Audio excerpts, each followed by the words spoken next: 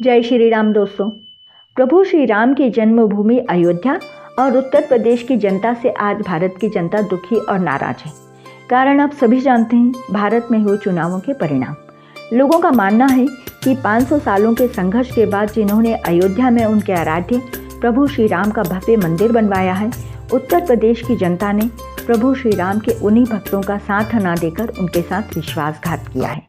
वैसे तो उत्तर प्रदेश में बीजेपी के हारने के एक नहीं कई कारण हैं, लेकिन दोस्तों आपने यह बात तो सुनी होगी कि हम जो चाहते हैं वो हो तो अच्छी बात है, लेकिन यदि हमारे मन का ना हो तो उसे भगवान की इच्छा मान लेना चाहिए कि भगवान ने हमारे लिए हमसे भी अच्छा कोई प्लान सोचकर रखा होगा।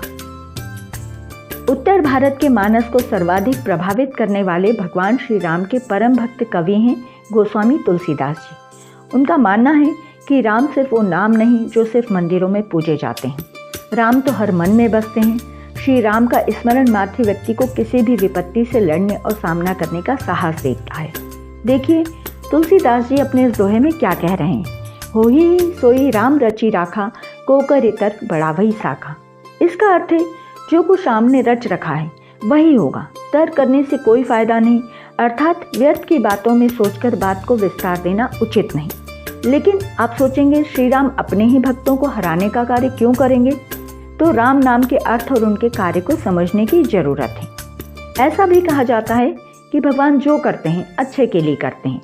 तो आइए इसी संदर्भ में चुनाव के परिणाम के बाद की परिस्थितियों को समझने की कोशिश करते हैं। देखिए, यदि बीजेपी 400 पार कर जाती तो बीजेपी में जैसे अभी जो ओवर कॉन्फिडेंस था वो और अधिक बढ़ जाता। तब शायद वो अपने विरोधियों की शक्ति का अंदाजा नहीं लगा पाती और आने वाले समय में ज़्यादा नुकसान हो सकता था। अभी बीजेपी अपनी गलतियों से सबक लेकर आगे बढ़ जाएगी।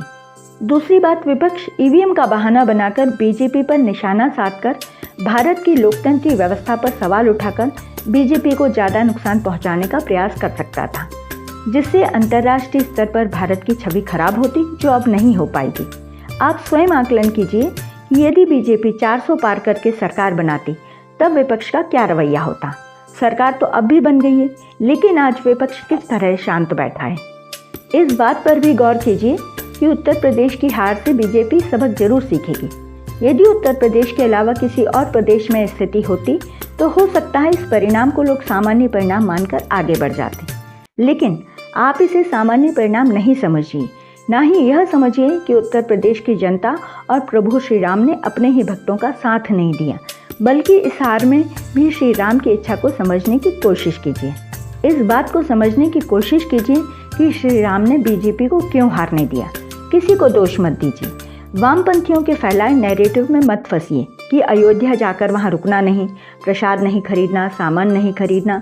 यही तो वामपंथियों की चाल है, हिंदुओं को अयोध्या जाने से रोकने की।